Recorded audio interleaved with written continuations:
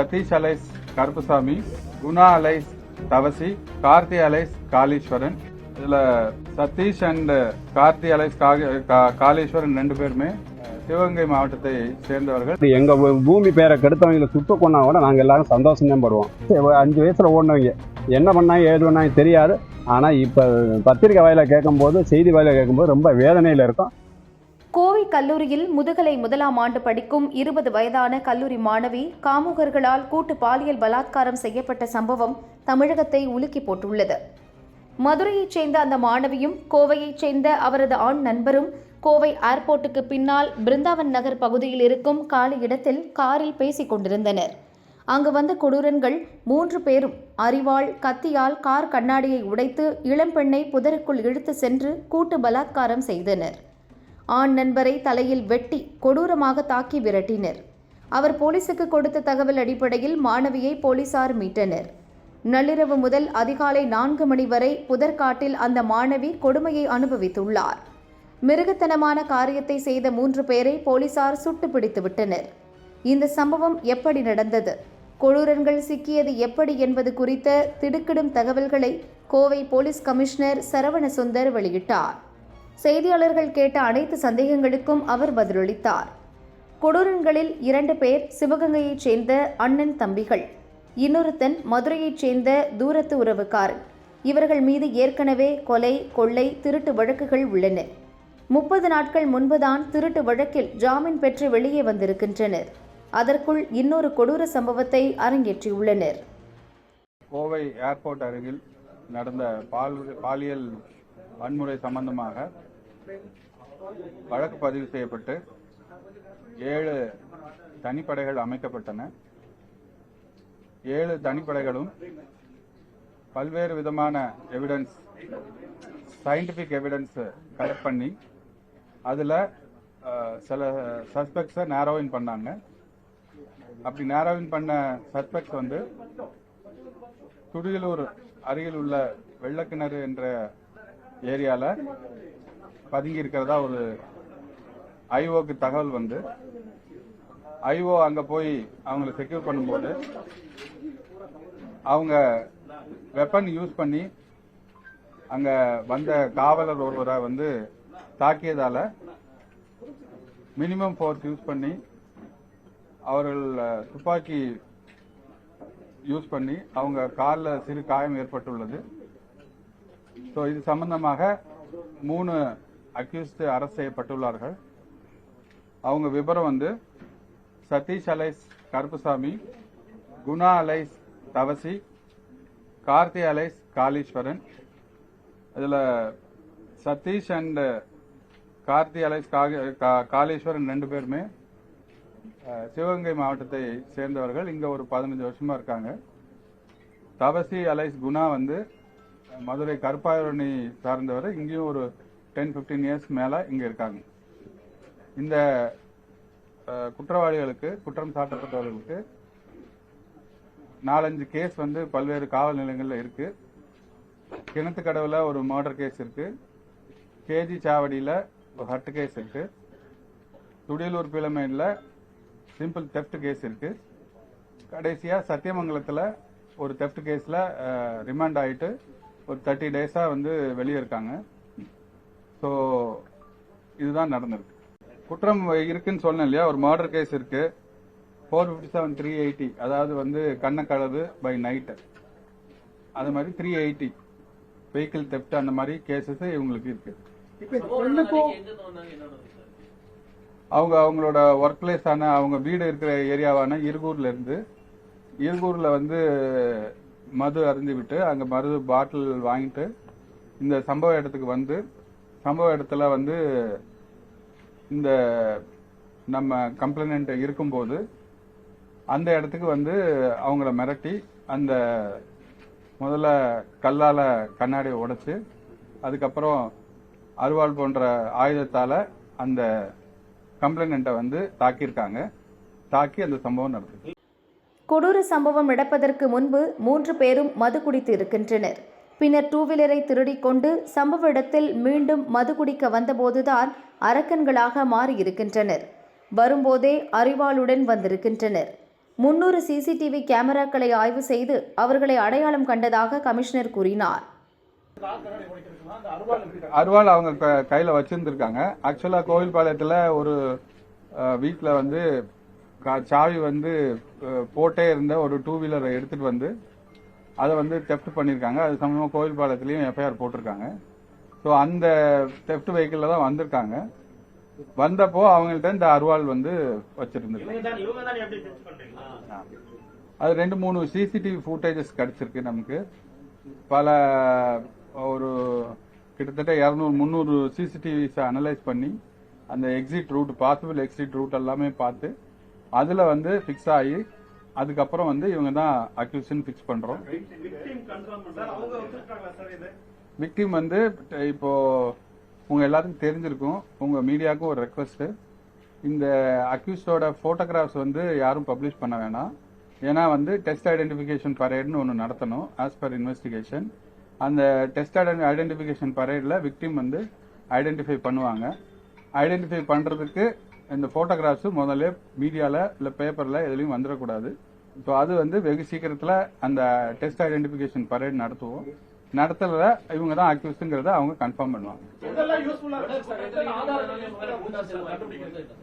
அது அடுத்த ஸ்டெப்ல இருக்கும். இல்ல இவருக்கு வந்து இந்த கருப்புசாமி அண்ட் காளீஸ்வரனுக்கு இது ஒரு எம்ஓ இருந்திருக்கு. எம்ஓ இருந்திருக்குன்னா திருமுருகன் பூண்டியில் ஒரு கேஸ் 392 போட்டிருக்காங்க, ராபரி கேஸ். ஸோ எதேச்சியா வந்து போன இடத்துல இந்த ஒரு வண்டி நிக்குது, யார் நிக்கிறாங்கன்னு போய் பாக்குறதுல இவங்க அது வசதியா போயிருந்திருக்கு. அவங்க சம்பவ இடத்தில் கார் தனியாக நிற்பதை பார்த்ததும் கொடூரன்களுக்கு சபலம் தட்டி கூட்டு பலாத்காரத்தில் ஈடுபட்டுள்ளனர். முதலில் ஆண் நண்பரை கொடூரமாக தாக்கிவிட்டு அங்கிருந்த இளம் பெண்ணை புதர் பகுதிக்கு இழுத்து சென்றிருக்கின்றனர். மாணவி எவ்வளவோ கதறியும் விடவில்லை. அவரது அலறல் சத்தம் யாருக்கும் கேட்காத இடம் என்பதால் 3 அரக்கன்களும் துணிகரமாக கூட்டு பலாத்காரத்தில் ஈடுபட்டிருக்கின்றனர். பின்னர் திருடி வந்த 2 வீலரை சம்பவ இடத்திலேயே போட்டுவிட்டு நடந்தே அங்கிருந்து தப்பியிருக்கின்றனர். அங்கிருந்த ஒரு சுவர் பகுதியில் நிர்வாண கோலத்தில் மாணவி நிலைகுலைந்து கிடந்தார். 4 மணி நேரமாக அவரை போலீஸ் தேடியும் கிடைக்கவில்லை. பின்னர் ஓரளவு மயக்கம் தெளிந்து எழும்பிய மாணவியை போலீசார் பார்த்தனர். அவரை மீட்டு மருத்துவமனையில் சேர்த்தனர். சம்பவ இடத்தில் என்ன நடந்தது, மாணவியை கண்டுபிடிக்க ஏன் தாமதம் என்பது பற்றியும் கமிஷனர் விளக்கமளித்தார்.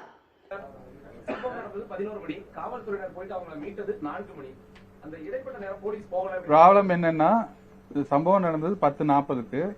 அவங்க அந்த கம்ப்ளைனன்ட் வந்து நமக்கு வந்து 11:20க்கு கால் பண்றாங்க. 100 கால் பண்ணதுக்கப்புறம் நம்ம வந்து ஸ்பாட்டுக்கு போனது 11:35. நம்ம கண்ட்ரோல் ரூம் லாக் படி கண்ட்ரோல் சென்னைக்கு கால் போகும். சென்னை கால் போயிட்டு நமக்கு வந்துட்டு நம்ம போன நேரம் 11:35. இமிடியேட்டா நம்ம அந்த இடத்துல ஃபுல்லா வந்து ஏஆர் போலீஸ், டிசிஸ், அதுக்கப்புறம் இன்ஸ்பெக்டர்ஸ், எஸ்ஐஸ் எல்லாமே கோம்பிங் பண்ணியிருக்கோம். பட் அவங்க ஒரு சின்னதா ஒரு செவர் மாதிரி இருந்திருக்கு. அதை தாண்டி போய் அந்த சைட்ல இருந்ததுனால அது நம்மளோட விசிபிலிட்டிக்கு வரல. ஏன்னா அந்த ஏரியா ஃபுல்லா இருட்டு. பக்கத்தில் இருக்கக்கூடிய சிஐடியு, அடுத்து இந்த சைடில் பிஎஸ்ஜியோட ஆர்ட்ஸ் காலேஜோட பேக்கு, அப்புறம் கவர்மெண்ட் பாலிடெக்னிக் பேக்கு, எல்லா இடத்துலையுமே நம்ம போய் தரோவாக கோம்பிங் பண்ணியிருக்கோம். பட் இஷ்யூ என்னன்னா, அது ஒரு ரொம்ப வந்து மறைவான ஒரு இருட்டான இடம். ஸோ அதுலேருந்து இவங்க இந்த பொண்ணு, இந்த விக்டிம் வந்து வெளியே வந்ததுக்கப்புறம் இமீடியட்டா அந்த இடத்துல போலீஸ் இருந்ததுனால தான் இமீடியட்டா ரெஸ்கியூ பண்ணி நம்ம வந்து கேஎம்சிஹெச்க்கு இனிஷியல் ட்ரீட்மெண்ட் கொடுத்துட்டு now she is under treatment at we are checking with the revenue authorities. அது சில தனியாரோடதுன்னு சொல்றாங்க. பட் அதுல ஏர்போர்ட் எக்ஸ்பான்ஷன் நடந்துட்டு இருக்கறனால அது கிளியரா வந்து டேமார்க்கெட் பண்ணி வச்சிருக்காங்க. ரெவன்யூ அத்தாரிட்டிஸ் நம்ம டீடைல்ஸ் கேட்கலாம்.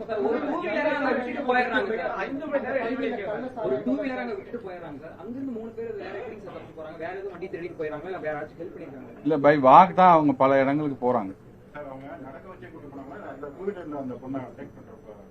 அப்டக்ஷன் வந்து த்ரூ வாக் தான்.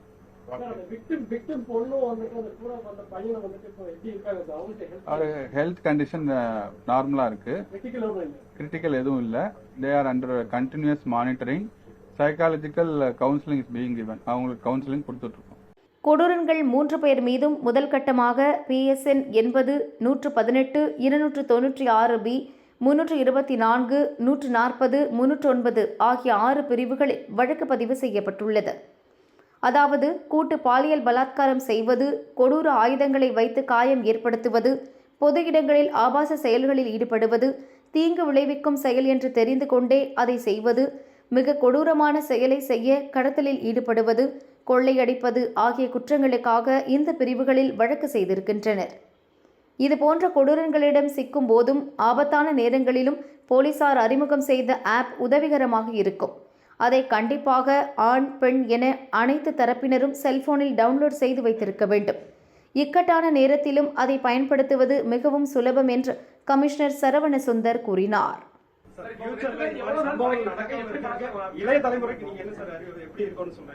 தமிழ்நாடு கவர்மெண்ட் மாண்புமிகு தமிழ்நாடு முதலமைச்சர் அவர்கள் ஒரு 2 years பேக் வந்து நமக்கு காவல் உதவி ஆப்னுங்கிறத ஒரு இன்ட்ரோடியூஸ் பண்ணாங்க. அது நம்ம எல்லா அவேர்னஸ் மீட்டிங்லயும் நம்ம எல்லாருக்கும் சொல்லிட்டு இருக்கோம். அதுல ஒரு ஸ்பெஷல் ஃபீச்சர் என்ன இருக்குன்னா, இப்போ இந்த மாதிரி கிரிட்டிக்கலான ஒரு சமயத்துல நமக்கு போன் எடுத்து கூட நம்மளால டயல் பண்ண முடியாத ஒரு சிச்சுவேஷன் வரும். அப்படின்னா அந்த நம்ம மொபைல் அந்த ஆப் இன்ஸ்டால் பண்ணியிருந்தோம்னா அதை 3 times ஷேக் பண்ணாலே போதும். அது SOS கால் வந்து கண்ட்ரோல் ரூமுக்கு டைரக்டா இங்க வந்துடும். ஸோ இமிடியேட்டா SOS கால் வந்ததுன்னா நம்ம வந்து அங்க ஏதோ ஒரு சிக்கலான ஒரு தீவிரமான விஷயம் நடந்துட்டு இருக்கு, அதனால இமிடியேட்டா நம்மளால அங்க அனுப்ப முடியும். நீங்க 100 கூட கால் பண்ணணும்னு அவசியம் இல்லை. அந்த மொபைலை வந்து காவல் உதவி ஆப்பை வந்து நீங்க 3 தடவை ஷேக் பண்ணாலே போதும். ஷேக் பண்ணாலே அந்த இது வந்துடும். அப்படி ஷேக் பண்ண முடியாட்டாலும் அந்த ஆப் ஜஸ்ட் ஓபன் பண்ணி அதை ஓபன் பண்ண உடனே ஒரு SOS பட்டன் இருக்கும். அதை நீங்க பிரஸ் பண்ணிட்டாலே போதும், கால் இமீடியட்டா நம்ம கண்ட்ரோலுக்கு இங்க வந்துடும். உடனே வந்து SOSனா அதுக்கு வந்து ட்ரீட்மெண்ட்டே வேற, இமீடியட்டா வந்து போலீஸ் ரெஸ்ட் பண்ணிடுவாங்க. கோவை மாணவியை கூட்டு பலாத்காரம் செய்த குற்றவாளிகளில் அண்ணன் தம்பிகள் சதீஷ் என்ற கருப்பசாமி, கார்த்திக் என்ற காளீஸ்வரின் சொந்த ஊர் சிவகங்கை கோவில்பட்டி கிராமம். இந்த சம்பவத்தை கேள்விப்பட்ட கிராம மக்கள் கொந்தளித்தனர். இந்த ஊரில் பிறந்த யாரும் இப்படி ஒரு காரியத்தை செய்ய மாட்டார்கள். அந்த 2 பேரையும் சுட்டு கொன்றால் மகிழ்ச்சி அடைவோம் என்று ஊர் மக்கள் கூறினர். இந்த சம்பவம் வந்து கோயம்புத்தூர்ல அந்த சம்பவம் சார்பாக இந்த ஊர்ல அவங்க பிறந்ததுன்னா இங்க வந்து அவங்க அப்பா வேலை விஷயமா வந்து கேரளா போய் அங்கிருந்து ஒரு பெண்ணை கல்யாணம் பண்ணி வந்தது. அவங்களுக்கு பிறந்தது அந்த 2 பசங்களும். ஒரு 5 வயசு வரையும் இங்க இருந்தாங்க. அதுக்கு அடுத்து இந்த ஊரை காலி பண்ணி கிட்டத்தட்ட 20-30 வருஷம் ஆச்சு.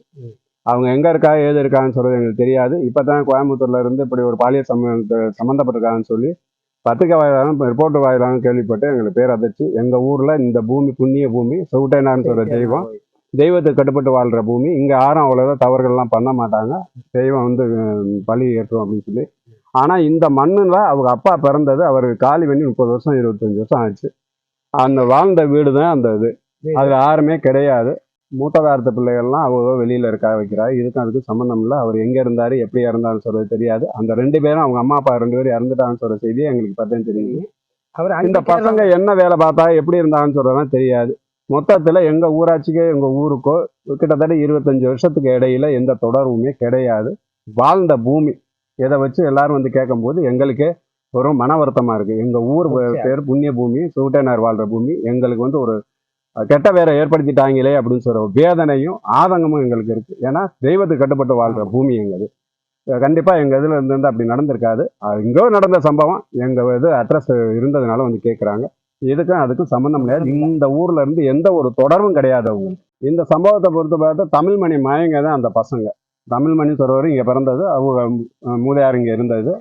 அந்த பசங்களுக்கு சட்டம் என்ன தண்டனை கொடுக்குதோ அதை கொடுக்கணும். கண்டிப்பா சுட்டு கொன்னாலும் சரி. எங்க பூமி பேரை கெடுத்தவங்களை சுட்டு கொன்னா கூட நாங்க எல்லாரும் சந்தோஷம் தான் படுவோம். எங்க பூமியில இருந்து வாழ்ந்தவங்க யாரும் இப்படி பண்ண மாட்டாங்க. இது ஒரு கேவலம் கட்ட செயல். எங்க பூமிக்கு அசிங்கப்படுத்துற மாதிரி வந்துருச்சு. இதுதான் எங்களுக்கு மன வருத்தம். எங்களுக்கு தெரியவே நீங்க எந்த சட்டம் என்ன செய்யுதோ அதுகளுக்கு எங்க ஊரை ரொம்ப ஒத்துழைப்பு கொடுக்கும். எங்க மகிழ்ச்சி அடையும். இப்படிப்பட்ட பசங்க இருக்கதே தவறு. பெருசு 5 வயசுல ஓடினவங்க என்ன பண்ணாங்க ஏது பண்ணாங்க தெரியாது. ஆனா இப்ப பத்திரிகை வாயில கேட்கும் போது, செய்தி வாயில கேட்கும்போது ரொம்ப வேதனையில இருக்கும்.